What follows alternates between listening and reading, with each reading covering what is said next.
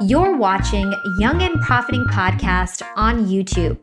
Welcome to the show. I'm your host, Hala, and on Young and Profiting Podcast, we investigate a new topic each week and interview some of the brightest minds in the world. Before we get started, hit the subscribe button and don't forget to click the bell icon to be notified every time we drop a new video. Hey, Paul, welcome to Young and Profiting Podcast. Thank you very much, Hala. How did I get on Young and Profiting? I'm too old to be on Young and Profiting, but thank you very much for having me here. We actually have listeners of all ages, and I tend to interview people who are older than me and older than our listeners because you guys have the wisdom to share. And so there's no age limit on Young and Profiting Podcast. Don't worry about it. Good, because I've been on Old and Profiting Podcast before, but this is the first time on Young and Profiting Podcast. So thank you for the invitation. Of course. And this is not going to be stale like Old and Profiting Podcast. It's going to be super fresh. Good. Let's talk about everything marketing. So you are like a paid advertising guru, right? We're both in the marketing world, so we have plenty to talk about. I think we're going to jive really well together. And so you've worked with super high-profile guests like Grant Cardone, Tai Lopez, Tim Storey, who was just on my show. Really? And I was just chatting with Tim yesterday. So awesome guy. He's so amazing. I love that guy. Oh my gosh, we hit it off. So he's a great guy, and you've worked with everybody. Gary Vee. I mean, it's incredible, who you've had on your list of clients. And so we're going to get into that, how to network and how to reach those high-profile people. But first, I want to talk about, your come up story. You actually went to school and you had a degree in theology. So that's really strange. Some people don't even know what that means. So tell us about that and how you went from theology to marketing without any formal training. Okay, yeah. So again, thank you very much for having me here, Hala. It's amazing to connect with you and your audience. I got a degree in theology, and for those that don't know what theology is, it's study of God. I went to Bible college and often called seminary.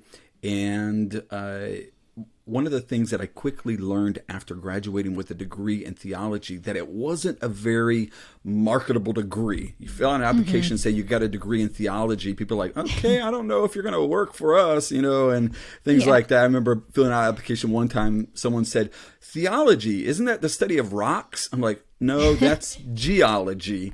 I brought up my father was a minister, and really if someone gets a degree in theology, they're not necessarily going to school to figure out how to make money. It's more of a personal development type of path. But quickly after graduating with a degree in theology, I realized, hey, it's not very marketable. And then I kind of found myself, I was always involved in tech or nerdy type stuff. And so I just kind of began to explore. At this time, it was more of kind of like building websites and search engine optimization and things like that. Yeah. And so I think Facebook is like your main platform, or at least used to be. We'll get into maybe what you're using today. But you first got onto it because you created a Facebook page for your church. Tell us how you did that and how that opened your eyes to the possibilities of what Facebook could do. Yeah, so you do amazing research. How do you know these details about me? I'm just, on point. We don't screw around here at Young and Profiting Podcast. Right. Yeah. I mean, you found the great details. So yeah, when one of my friends was going off to college and they said, hey, you need to get on Facebook. And I remember at this time, Facebook was kind of like games. They had Farmville and silly things like that. And I was like, I don't need to get on that. That's just a waste of time. And eventually I caved in and got on Facebook, started And a what Facebook. Year was this? This is like around? 1870. I think it's probably around 2008 or so, 2008, 2009, somewhere around there. Okay. And so Facebook was in its very beginning infancy stages. And again, the trend then was these micro games inside of the platform, and you could play games endlessly. Less socializing, more about playing games. But eventually I caved in, got on Facebook, and started playing around and building Facebook pages. And I noticed that a few businesses would have Facebook pages. And so I was like, I really didn't have a business at this time, but I thought, well, maybe set up a Facebook page for our church. And so I set up a Facebook page for our church, and just, the picture and a little bit of information and everything like that, and put a couple videos on there and stuff. And I remember a couple weeks later, I went to church, and there was this new family there. And I asked them, I was like, where did you hear about us at? And they said, oh, we saw your Facebook page. And it was like a light bulb moment for me. I was like, whoa, okay, these are real people. They found out about us from Facebook. They showed up. And it was then I realized, okay, Facebook could be a platform that, if used properly, could help out a lot of businesses. And so at that point, I began to kind of like dabble around in, connect with friends that had businesses and say, hey, you need to get on Facebook. And, I saw a business opportunity at that point. Yeah. So this is really interesting to me, because I think it's important for my listeners to understand the need to take the opportunities in front of you. So for example, you were really into your church, you had a theology degree, and you connected the dots. You found this you realized that, hey, I can start this Facebook page. And then your passion for starting marketing and working on Facebook kind of outgrew your passion for theology, right? And so it's just so cool that you took that experience. And oftentimes people don't, they're too afraid to learn something new and just to take on a new experience. And I feel like that's the only way you can really find your true passion, is to actually take those experiences. I think, to better word it, my passion in theology and church, my faith, my relationship for that found a place where I could equally connect those. And as I mentioned, a degree in theology isn't very marketable from a monetary standpoint, and you don't do it for that reason. It's kind of like someone that has a degree in bird watching. Well, you may not make a whole lot of money in bird watching, but if you built a course or training or something like that in bird watching, well, there is an opportunity. So it was a perfect fit where I could join the passion and a business, connect them together, and it could grow from there. Totally. So let's talk about organic reach. When you first started on Facebook, it was like the wild, wild west, huge organic reach. I mean, LinkedIn was kind of like that a couple years ago. Now we see ClubHouse, which I want to talk to you about. I just absolutely love ClubHouse. I'm not sure if you're on it, but tell us about Facebook. What was the organic reach like when you were first on it? And why does that happen? Why do platforms lose organic reach over time? Yeah. So it seems like every platform starts out like that, and I'll explain the reason here in just a moment. But yeah, so let's say, for example, you had a Facebook page of 100,000. And Facebook, they call it 100,000 likes. I actually heard that Facebook is removing the metric of how many likes you have on your Facebook page. That's going to be changing soon. But let's say you had 100,000 likes on your Facebook page. If you would post something, 100,000 people would see it. So, instead of having a page of 100,000 people, you post something and you get 100 likes, you would get 100,000 likes and comments. And it was incredible. And so during that initial phase, when the organic reach was very high, you could build Facebook pages. We would build Facebook pages from 0 to 1 million in a month, maybe 2 months. And again, the organic reach was incredible. I remember when things would go viral. I had a small page, which the page that I had, that again, I started building them as hobbies for fun. The name of the page was called I Love Jesus. And I posted something on there. It only had 200,000 likes on it. But I would post something on there, and it would always get at least 200,000, 300,000 likes. And I remember as it grew, it would get 200,000, 300,000 shares on posts. So you could imagine how the organic reach was completely different back then. And then, as things just slowly started to go down. And the reason why that happens is because of the audience on a social media platform. It grows. And so they want to have a more intelligent timeline. So, if you're following 5,000 people, well, it's not necessarily the best timeline that all 5,000 people, their content shows up. So they begin to throttle the engagement, and the algorithm shows you what you engage with the most because they feel like that's more effective. So as a platform grows, for you to see and interact with the stuff that is most important for you, they prioritize, content based upon your engagement and what's relevant to you at that moment versus, a true just organic reach. Got it. So it's more like they keep changing their algorithm to make it more personal to you. And then wouldn't you say also like more content creators, more competition, like as people find out something's getting big organic reach, all the content creators go flock there. And then it's just more competition too, right? The more people that get onto the platform, the more that they have to change that algorithm to meet what you want to see or what they think. And that's why people oftentimes hate algorithms. I call them algorithm monsters, is because they're like, well, I'm not really seeing what I want to see, or I'm posting.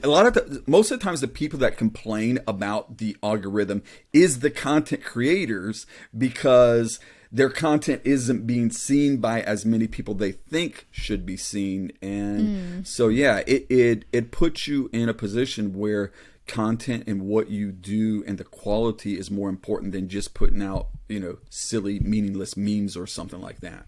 Totally. So are you on ClubHouse? I am on ClubHouse. My username on ClubHouse is nerd or nerds. I don't know if it's singular or plural. I think it's just nerd. I tried to get Paul. My Instagram name is Paul, which is, that was a big trophy for me. Yeah, my Instagram name is Paul. I tried to get Paul on ClubHouse, but one of the founders of ClubHouse, his name is Paul. So apparently he's not going to give it up. Oh, okay. Yeah, makes sense.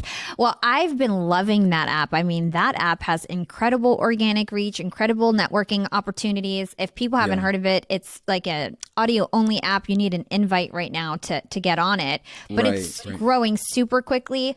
And I'm a LinkedIn influencer, right? So I've got a big following on LinkedIn, and I have a lot of LinkedIn influencer friends. We're all flocking to ClubHouse. It's like the new hot thing.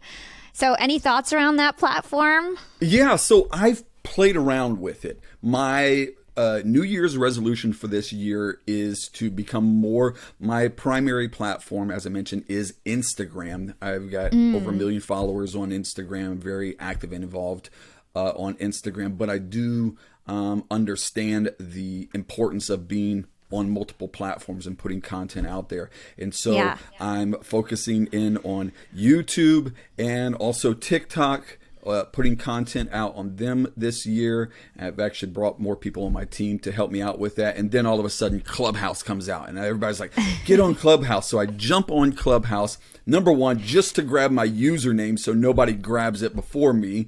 And I played around with it. I heard someone explain it really well. It's like the only live social media, it's like truly live. And not only that, it's kind of like an interactive podcast, which is cool. So there's like that engagement where, versus Instagram, for example, you post something and then people respond to it whenever they see it or whatever. But ClubHouse is like, everybody's sitting around the dinner table talking and, having a conversation. So it's real live interaction. I think it's really cool and huge potential. Yeah, I love it. I mean, I do live streams all the time. And so when you're doing a live stream, people are chatting questions, but it's not the same as hearing their voice. And not to mention, and not to mention the fact that there's no video. So there's like no pressure. Like you could be driving in on ClubHouse. You could be like doing chores and on ClubHouse. And like, it's just so stress-free. That's what I love about it. It's like no work. I mean, it's time, but it's not really a lot of work to do. So I love it. It's funny, when I first got on ClubHouse, I'm trying to figure it out, and I just click on some of these marketing rooms and people talk, and then automatically they push the button or whatever, and they put me on stage like, okay, talk now. I'm like, okay. Like, it's like, this is how it works. You just jump in and then people tell you to talk. I'm like, I don't even know what they're talking about. And you start rambling and they ask you questions and stuff. So it's really, like you said, I don't even have to have my bow tie on for Clubhouse. It's just, I'm ready to go at any time. So yeah, it's cool. I love it, man. I swear, I put in, to everybody listening, today is the day where I put in my 2 weeks notice to Disney streaming services. And I swear, one of the reasons was like, I need more time for Clubhouse. I can't do this anymore. Wow. So, yeah, exciting. Okay. So you've interviewed a lot of people that I've interviewed before. Like we said, Tim Storey earlier. I'm sure there's so much overlap in terms of the people who you've had as a client and who I've interviewed. And Tai Lopez was actually your first big break from my research. Yeah. How did you end up landing that big client? And what is your advice in terms of reaching really high level people in terms of your networking? That's a great question. A lot of times, as far as notable individuals, Tai Lopez was kind of one of the big names that I connected with initially. But prior to that, I think that there was a lot of big wins. It's kind of like the iceberg theory. Like, okay, there was a lot going on here before I started working with Tai Lopez. And of course, Tai Lopez, when I first started working with him, this was 6 years ago or so. That he was less prominent than he is now. Still a very successful individual and doing big stuff, but I had a lot of big wins before that where I had proven my skill and I was getting results for other clients. And really, how did it happen is it was a word of mouth referral. It's my understanding, I don't know all the details to it, but somehow one of the clients that I was working with was at the barber shop talking to the barber, and just regular conversation was going on. How's business going? He's like, oh, great. Things are really growing. I'm working with this guy over in Florida, and he's been doing this, and this guy was a client of mine, and he was talking to the barber about it, and that was the extent of the conversation. Well, the next person in the barber seat was Tai Lopez. It was either Tai Lopez or someone on his team. They got talking, and next thing you know, I'm getting a phone call, and I didn't know who Tai Lopez was, and it was kind of a different field of work that I was doing. Again, at this point, I was helping people grow their social media, grow their Facebook page, grow, help monetize their presence and things like that. And so I got a phone call from a guy. Hey, I heard you were working with so-and-so. Tell us a little bit more about what you're doing. And I'm just answering questions, just telling him what I'm doing and stuff. And he told me, well, this is what we're doing. And I pulled up their profile, started looking at it. I'm like, oh, yeah, I can cut your costs probably by 80, 90%.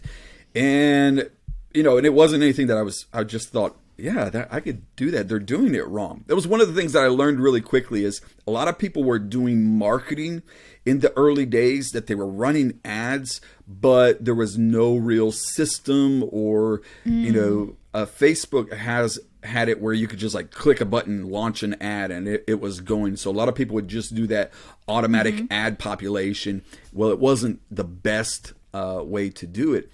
And so I told him, yeah, I can get your costs 80, 90% down.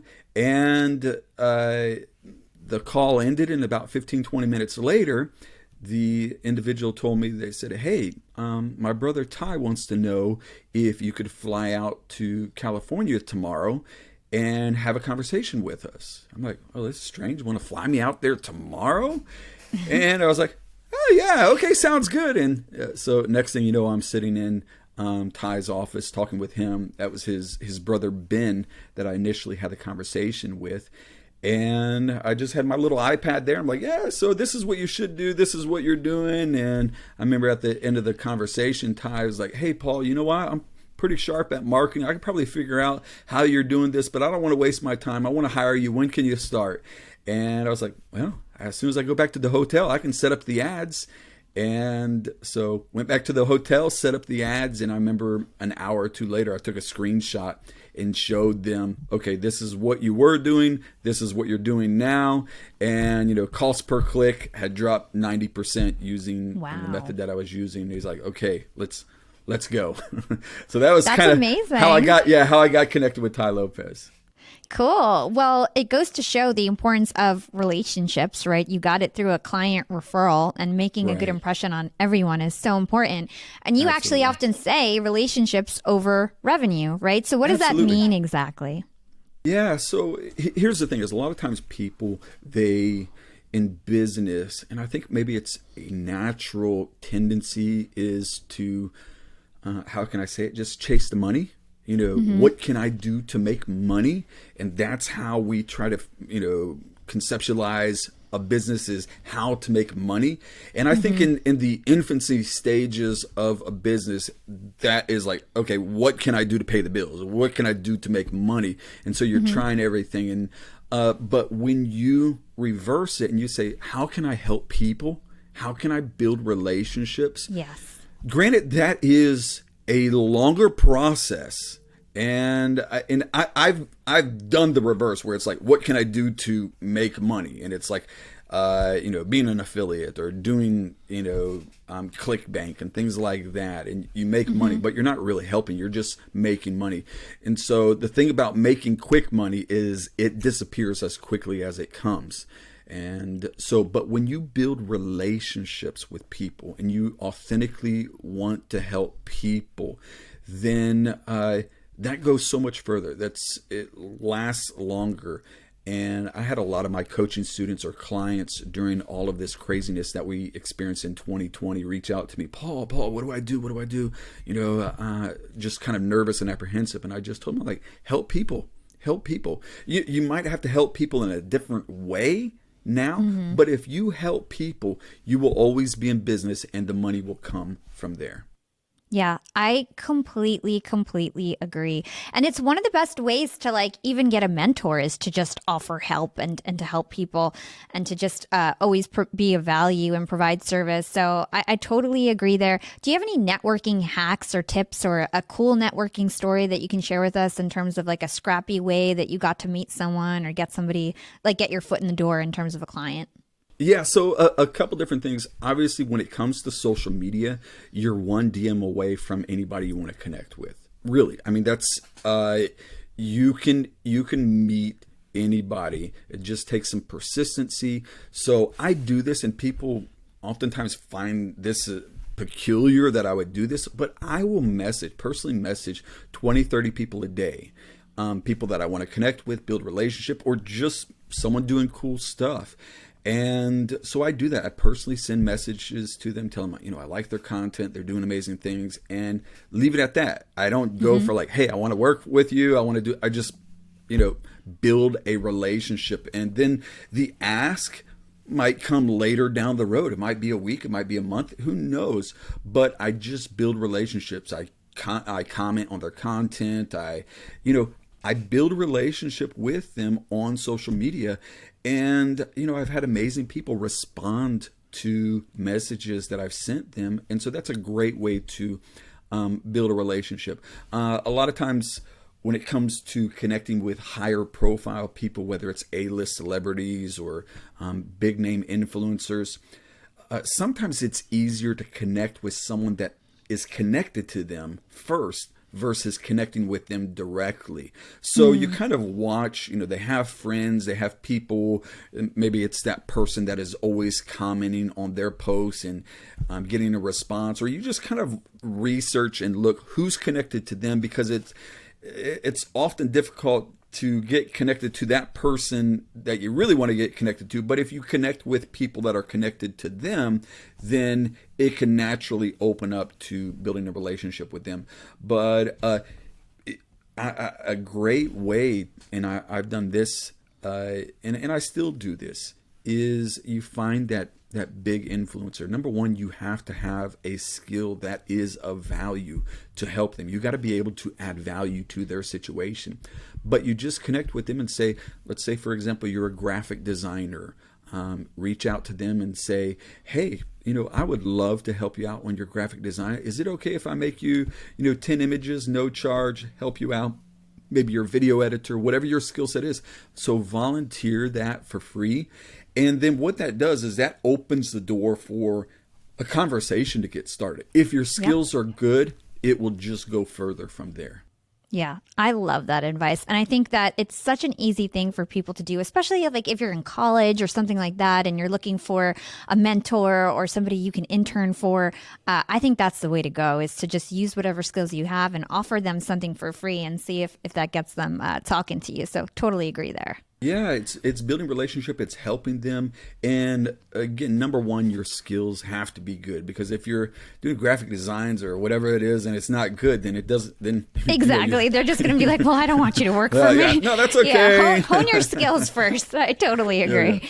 Totally agree. So let's talk about personal branding. So before, at some point you were behind the scenes. And then you decided that you wanted to kind of, come out and really start your personal brand. So what triggered you wanting to start your personal brand? And then how did that influence your business later on?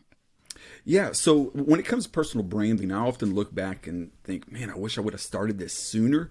But I was kind of content with just helping other people build their brands, helping other businesses. And it wasn't until individuals like Tai Lopez would kind of like pull me out and say, hey, this is a guy that's been helping me. I've been working with him, invite me to speak at masterminds and conferences and stuff. And so it's just kind of, if it wasn't for individuals like that pulling me out and saying, hey, he's been helping me on this, and I probably would have been satisfied just staying behind the scenes. But, I think you do have to look at sometimes people, they are hesitant about building their own personal brand because they don't want to come across as arrogant or, just me and stuff. But if you can sincerely help people, then all you're doing when it comes to building a personal brand is getting people's attention on you so you can show them how you can help people. So when it comes to building a personal brand, there's so much benefit of doing that because it is, when you build a personal brand, whatever you connect yourself to, it will grow. So it's not just about a job or being employed by someone else, but you are building in your own personal brand. Gives you a few things. It gives you longevity. So a brand, whether it's personal or business brand, gives you longevity. It gives you a longer lifespan in that. Yep. Then it gives you loyalty. People are loyal to brands. They connect with personal brands and business brands. So loyalty.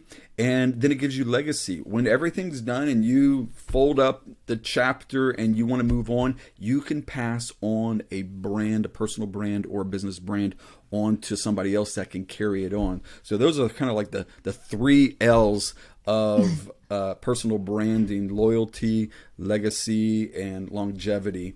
I love that.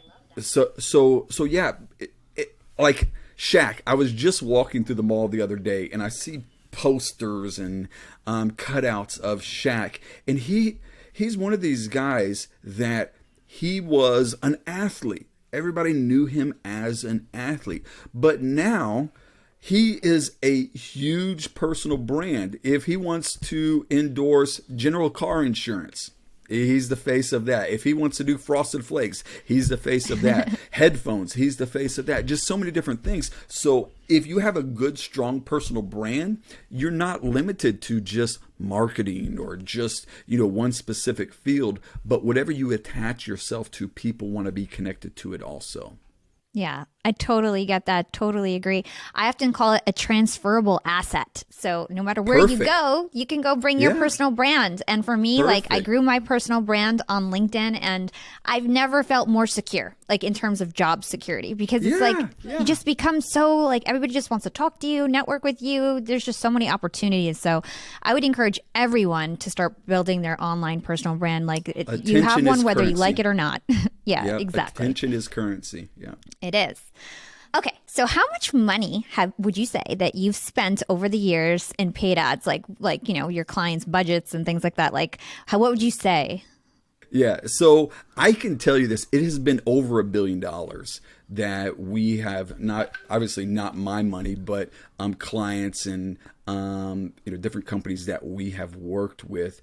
We've done campaigns where people are spending tens of millions of dollars a month on ads. We've worked with companies that spend $100 million in a few months on ads. So yeah, over 10 years, a few big clients, it adds up really quickly. Wow. So over $1 billion in ads. What pops in my mind, as a marketer too, is experimentation. Like, man, you've done a lot of experimentation over the years if you had $1 billion that you've been running ads on.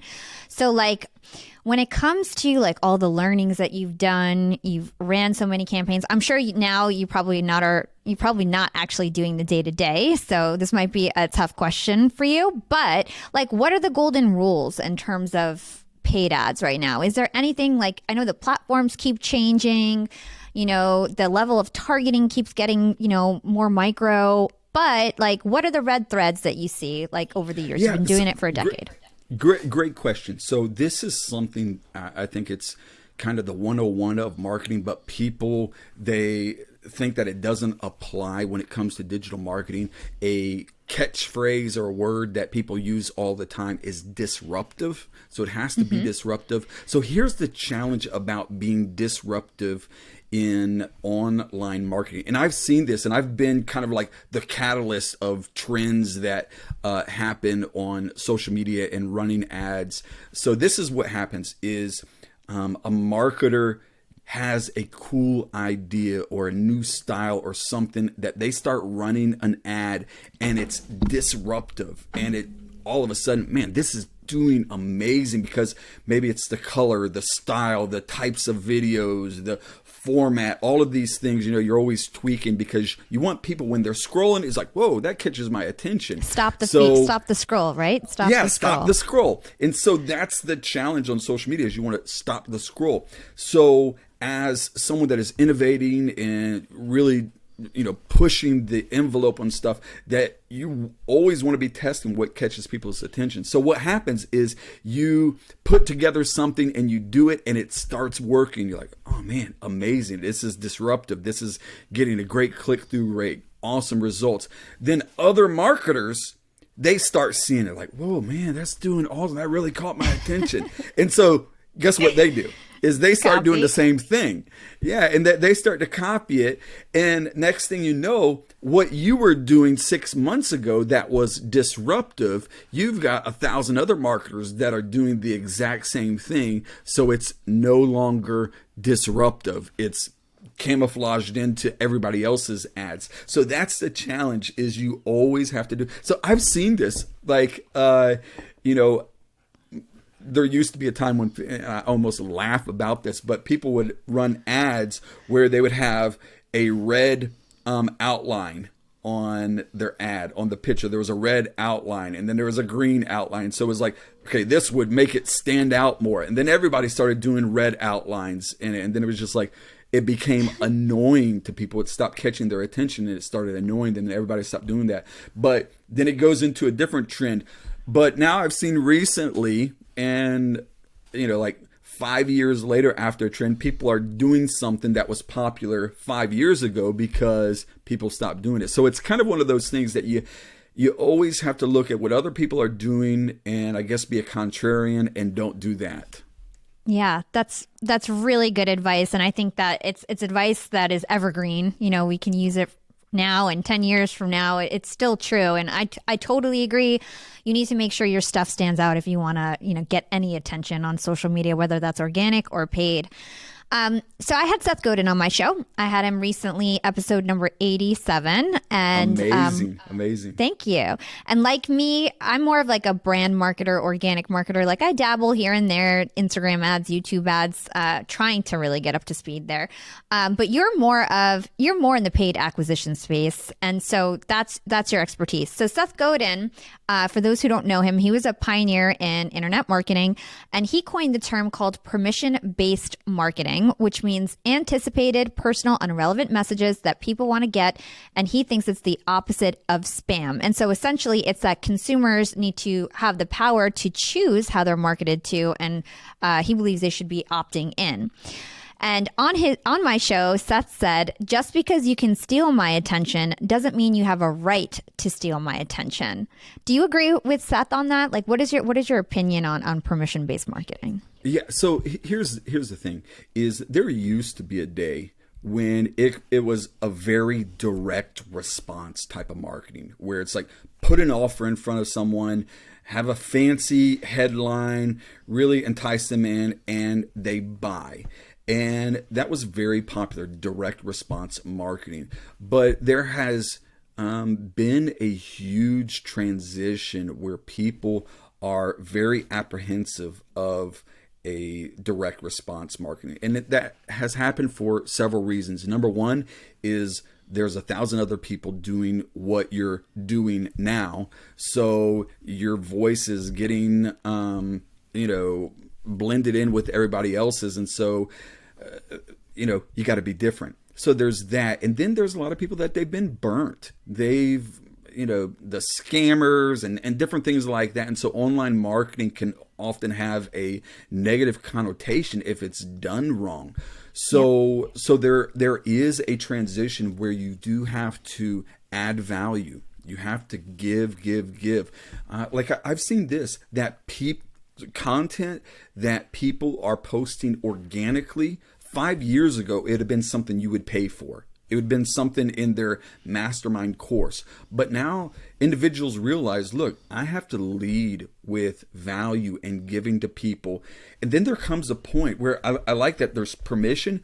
If good marketing, if it's done right, people ask you to sell them something. They really do. I mean, it's like you're not even trying to sell something, but people will start to reach out to you. Hey, will you teach me more about this? Is there a place where I can find out more? And so they're asking you for more. So it's not even selling. It's just giving people an opportunity to connect with you more. So good marketing, you're not shoving something down someone's throat. They're like pulling it, say, hey, give me, I want more access to you. Or I want more of your content.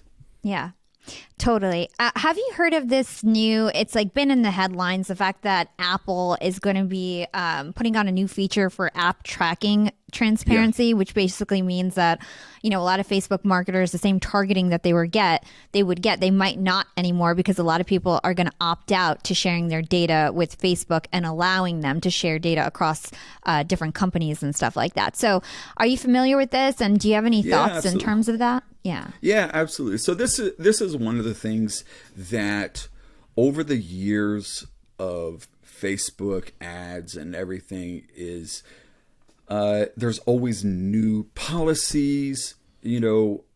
I don't know how many times over 10 years that there's been policies like you used to be able to run Bitcoin. You used to be able to do ads for this, and now you can't. It all gets shut down and things change. And you used to have this feature, but you don't have this feature. And so things are always changing. But this is what, in talking with Facebook, their number one goal is they prioritize user experience over how much money they make. And granted, they're a business and they know how to make money, but they have learned that prioritizing the user experience over money means they're going to make more money in the long run.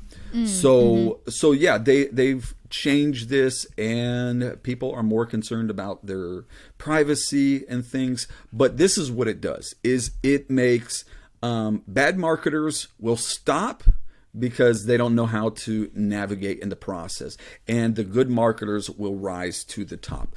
Good marketers are already doing things, and we already have platforms in place that are customized, that are built out around our own infrastructure. So if Facebook changes things, we've got backups. We know how to navigate in difficult things. But the average guy that is just, spamming Facebook with ads, they're going to get left behind because they don't know how to work. So every change that I've seen Facebook make, It might make the average marketer nervous, like, what am I going to do? But it will make the good marketers better, and the bad marketers, they'll leave. So it's going to be for the good. Yeah, it sounds like it. It sounds like the consumer is going to benefit, and then, the good marketers are going to profit off of that. Yeah, so, absolutely. That totally makes sense.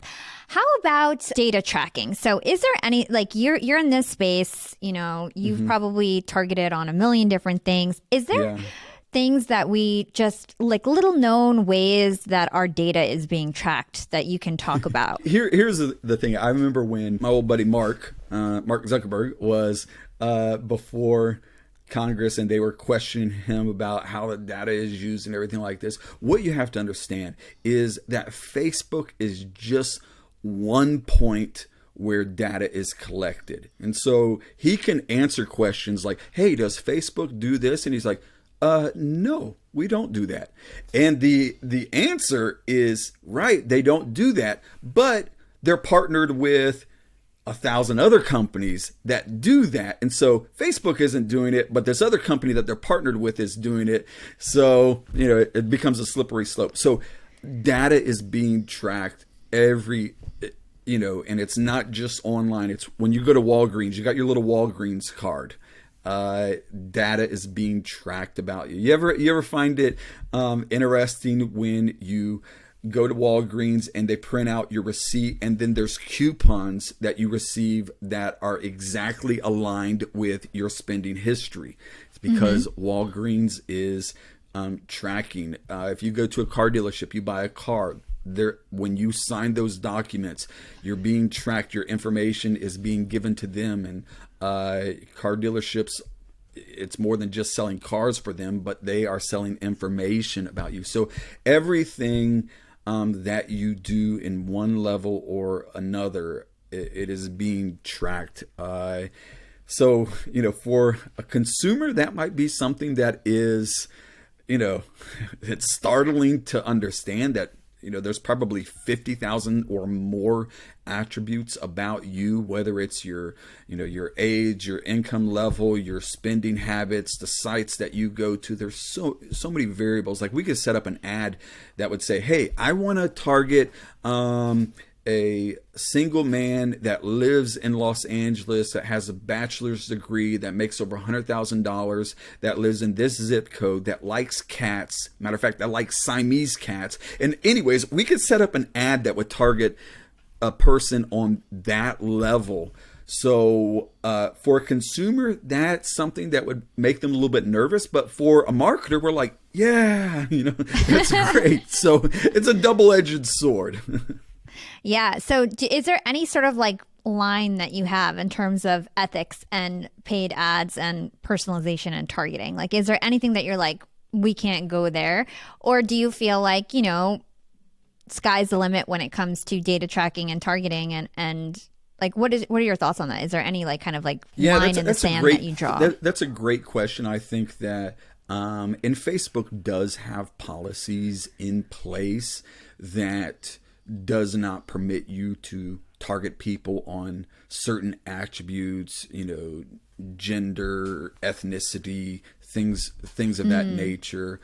So I think that those are good guidelines to follow, that you're not going to be targeting people based on, specific, the personal details. So yeah, there is a line. Obviously, marketers always find a way around these policies. But again, Facebook finds out about it. They shut them down and things. So a lot of times the people that complain about the policies that Facebook or the other ad platforms have is because they're trying to run that gray line. They're trying to do it the easier way versus put in extra work, build a personal brand, work hard. They're trying to get that. They're trying to get the quick money. So policies that are put in place are normally for the good, and they keep good marketers good and keep the bad marketers out of the industry. Yeah. Thanks so much for sharing that. So paid ads are, the front end of a campaign, right? And then what happens after that? So a lot of people who listen to the show, they're not marketers, so they don't know anything about funnels and things like Sure. that. So can you explain what a funnel is and maybe some of the core components of a funnel? Yeah, so basically, it's a journey. It's a path that you take, and sometimes the path might happen in immediately on your initial online visit. You connect with an ad and you go through a path very quickly. Other times the journey, it might be a day, a week, a month, a year, but that's basically what it is. It's a path, and the path might start out, you see that cool ad, someone talking about something that resonates with you, and so it might be an ad. I'll use myself as an example. Before this call, I was actually making video ads. And so I start out by calling out the person. Hey, are you a coach? You're a consultant? Are you an entrepreneur wanting to take your business to the next level? Well, I want to talk to you about, and so I'm calling out the individual with an ad. They click on that ad and it takes them to a landing page or the front end of my funnel. And so that's going to be a page that is, has a hook, a headline talking to them about, hey, maybe you're struggling. A lot of times we hit the problems that they're having. Are you having a problem getting applications for your high ticket sales? Well, we have the answer for it. Matter of fact, we use a simple outline here, and it's answering questions. I got my notebook here.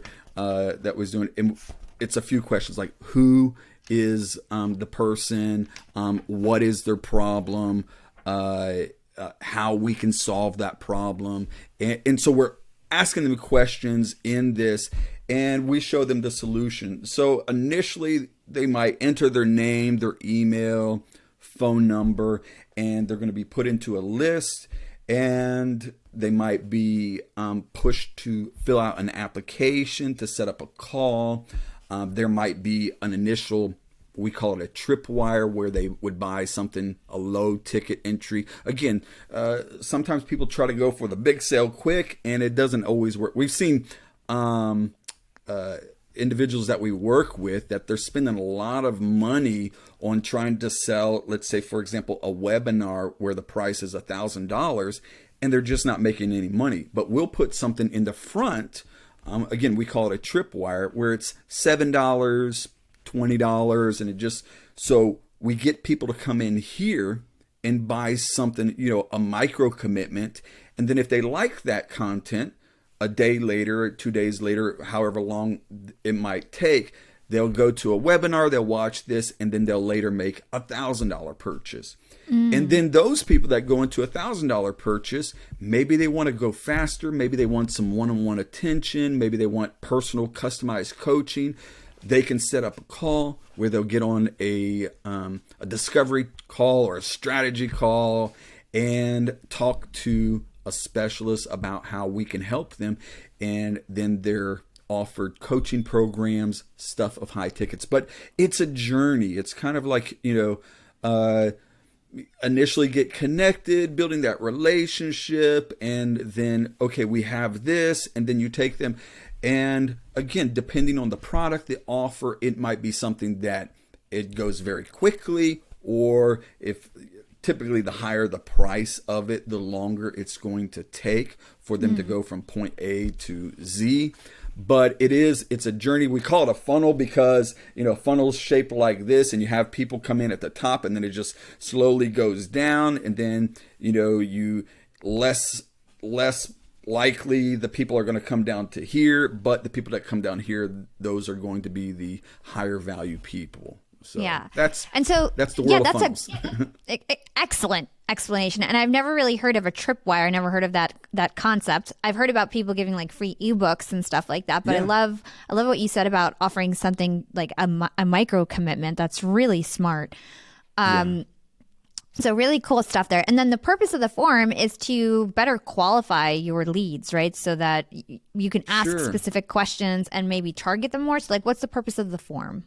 Yeah, so when you're having someone fill out an application, I'll give you an example of a funnel that we have in our world. Is it would be a $7. I have a book or an audio book talking to people about marketing. And, I hit all the pain points. Hey, I'm going to teach you how to do this, this, and this. And it's $7 for that. Well, then as they go to check out, there's going to be a little box that says, hey, for $27 more, I'm going to throw in all of these PDFs and all of this, awesome stuff that is just, they're going to look at that like $27. Is that all? And they're going to they have to click that button because, the value is just an irresistible offer. So for $27, they get that. And then a person is going to go after that. They might say, hey, we've got this one-time offer for you that I'm going to teach you how, the secrets of, let's say, for example, Instagram growth, growing your following. Normally this is $300, but if you act now, I'm going to give it to you for $99. And it's a nice video explaining to them the offer. And again, this is before they even click the final checkout button. They're going to get that. And then that kind of concludes if they say yes or no on that. Maybe they say no to it. We'll come back and say, hey, how about we break it up into 3 payments of $40 for you instead of one time $99. We'll break it up into 3. And then we try to get them to say yes again. If they say no, we want to go try to get them to say yes again. And so again, there's kind of a little work involved there. Then they check out, they're done. And after they check out, the thank you page is a video saying, hey, you're a coach, you're a consultant, you have a business. Maybe you want to take it to the next level. This is what we're offering. And it's a nice video talking to them about how we might be able to help them with their coaching consulting business. If you're interested, there's an application below that you can fill out and set up a complimentary 30-minute strategy session with one of our experts. So they fill out this application. And yeah, the application asks them qualifying questions. Code whenever you see free strategy session, that is code for sales call. Just, plain and simple. Anytime you see that in people's bio, free strategy session, that means sales call. Granted, there's going to be a lot of value given in those strategy sessions where we pick apart what you're doing and give you value. But at the end of it, they're going to say, hey, we offer a coaching program, a mentorship program, and, this is what we offer. And you make the decision from there. I don't like high pressure, like, you got to buy. That's never a good way to work with someone. But the application, it's going to ask them qualifying questions to see if they would be a good fit. If they're one of those people like I even ask on some of our applications, do you realize the importance of investing in yourself? And the answer number 1 that they can say is, I don't have any money and I think I should get everything for free. So we ask them that question. And then the second answer is, yes, I understand, but I'm on a limited budget. I can only invest between this amount and this amount of money. Then the third answer is going to be something like, I mean business, I'm a serious entrepreneur, and I understand the importance of really investing in myself. And so those are qualifying questions where if someone is saying, hey, I want everything for free, and people do fill out applications and say, I want everything for free, chances are they're not going to be qualified for a coaching program that we would offer to them. So yeah, it's about the application is qualifying them. Yeah. What a great explanation. I think you gave so many good gems. A lot of people, so I work in marketing. I have a podcast marketing agency, and a lot of I don't do ClickFunnels for my clients. So I don't set that up. I don't claim I'm an expert. I'm not, I'm an expert in organic marketing. Like that's what I'm really good at. Right. And everybody always asks me like so many people are so misinformed and they don't know where to start. And even huge companies that I've done work for, like they don't have their funnel strategy together. And it just seems like it's a very like you either know it or you don't know it. And a lot of companies really don't have their, shit together, if you don't mind me cursing, when it comes to their funnels. They don't know how to do it. What do you advise people? Like, where do you advise people to start? Like, should they just get ClickFunnels and kind of like do something out the box like that? Like, what is your advice to either companies or people who really want to get their funnels right? Because I get this question 20 times a week. Yeah. So, I've seen that and I've worked with companies that, they reach out to us and they say, we've got this college grad from, Ivy League school, has a degree in marketing, and they don't know what they're doing. They honestly, the danger in some just being stuck in, college academics is that you can go to college and what you learned there is 2 or 3 years outdated in what's working. When it comes to internet marketing, it's really, you have to be studying it every week. Like you mentioned, there's new policies coming out that you didn't learn about this in college last year. So you have to be continually learning. You have to have mentors. You have to have, groups that you can work with, masterminds that you can always be learning when it comes to internet marketing in particular. Granted, there's probably some professions that, you can learn and hey, it's good to go for a long period of time. But internet marketing is not one of those things that's true. You always have to be learning.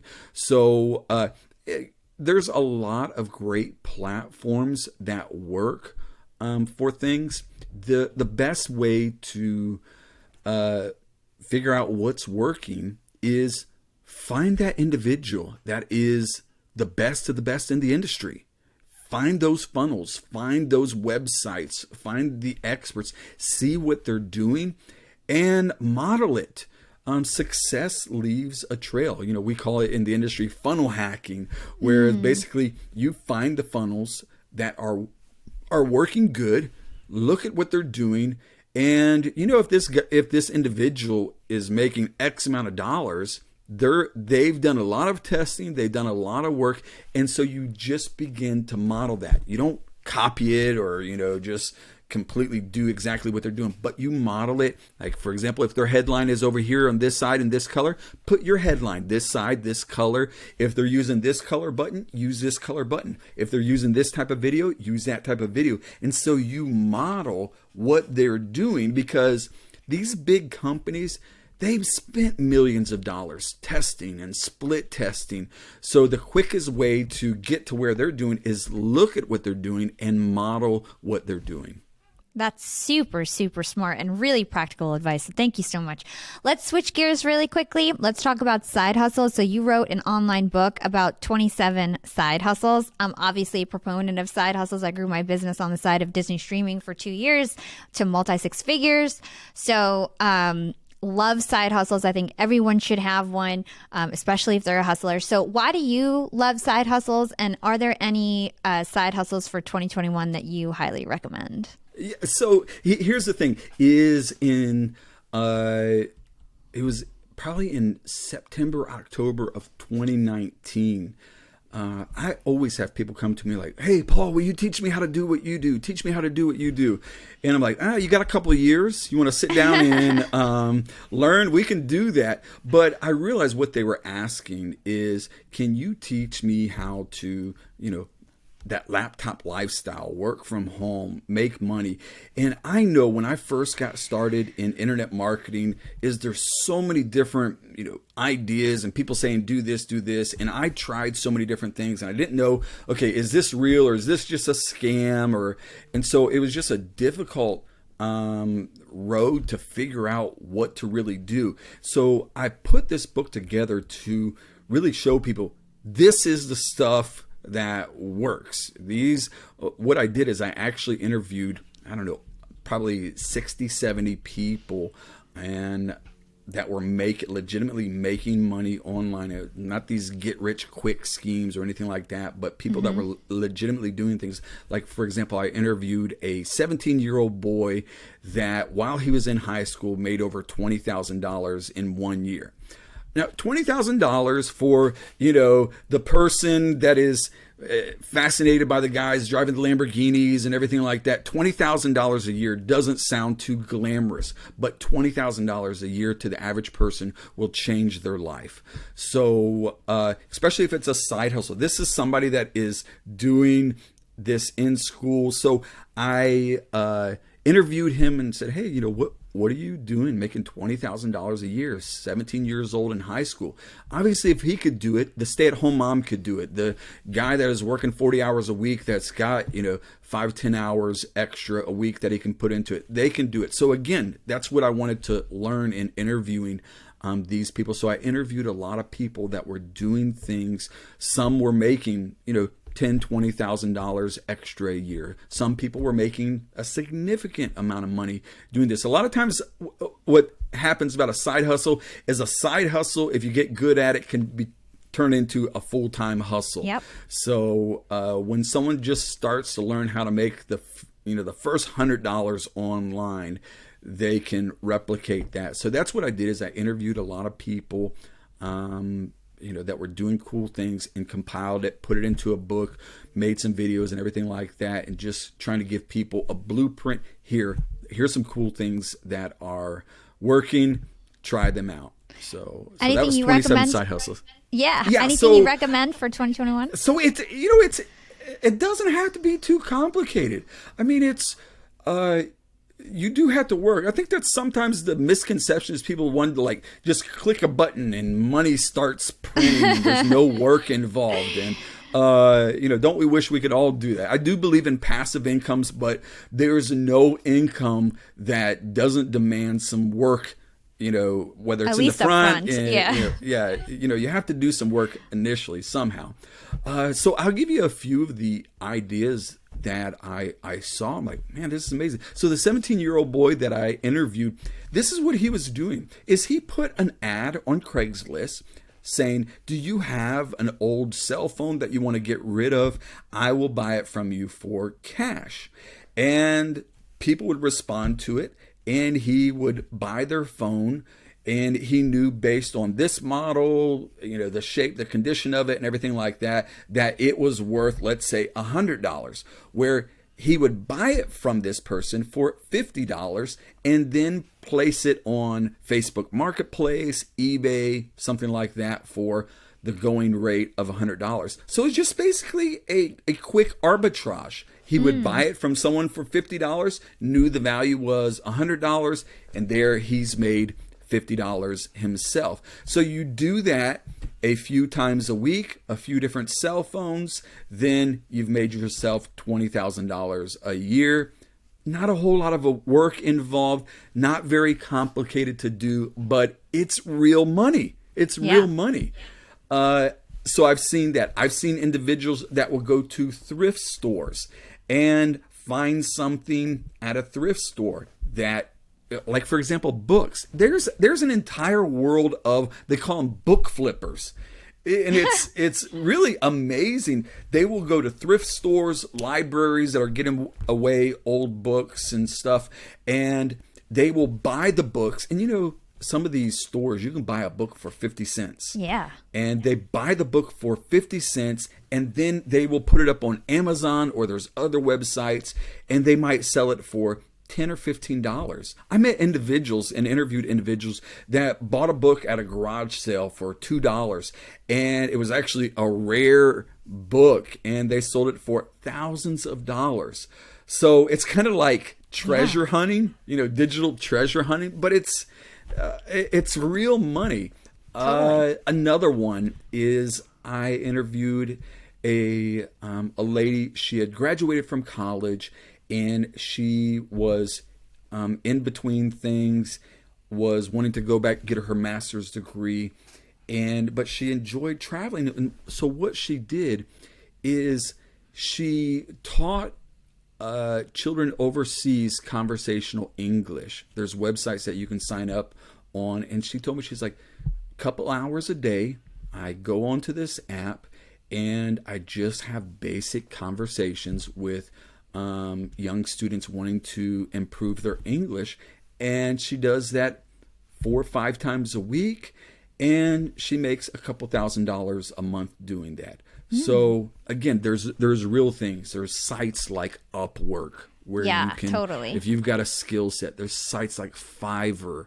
That again, when I first got involved in internet marketing, I remember putting gigs up on Fiverr and Upwork and other sites like that, and people would hire me to do that. So if you've got a skill set or you can put in some time, there's a lot of different ways that you can make money online. Yeah, and that just it made me think of an idea. So not only arbitraging products, but also services. So there's people who work in India and the Philippines, and they might be good at graphic design. You could be the relationship manager and the broker between the graphic designer, and you find somebody who needs graphic design work, and you can just connect the dots, and you could have no graphic design skills, but you just manage the relationship and take a little profit on top. So it's like there's so many different ways to like arbitrage on the internet, I think. And absolutely. I had one of my coaching students, his name's Peterson. He came up to me recently, and he was trying to figure out how to do online businesses and stuff. And he's like, I know a lot of people that know they want websites, they need graphic designs, but I don't know how to do that. And so I pointed him to some sites where you can hire graphic designers, website designers. And if you can get the client, you just hire this team and they will do the work, and you just figure it out. Okay, they're going to charge me $1,000. I'll charge the client $2,000. And like you said, as a middle person, you're making money there. And so he's done very well in doing that. So yeah, you can be a website designer, a logo designer. You can offer those services just by finding relationships online that will do the work for you. Totally. Okay, so the last question I ask all my guests is, what is your secret to profiting in life? Secret to profiting? Give. Yeah, it's just give. People before profits. Give to others. Pour into others. Help others. You'll never go wrong. You know, going back to my degree in theology, there is a universal principle in all religions that you reap what you sow. I mean, whether it's Christianity, whether it's Buddhism, Hinduism, there's a universal principle that if you give and you sow good, you will reap good. And it works. So just give, help others, serve others, and it will come back. Don't put money first, but just put people first, and you'll always be successful. That's fabulous advice. Thank you so much, Paul. This was such a great conversation. Where can our listeners go to learn more about you and everything that you do? Oh, thank you very much, Hala. It's been my privilege. Probably one of the easiest places is find me on Instagram. Again, my Instagram handle is Paul. It's just Paul. Follow me on Instagram, send me a message, be more than happy to connect with you.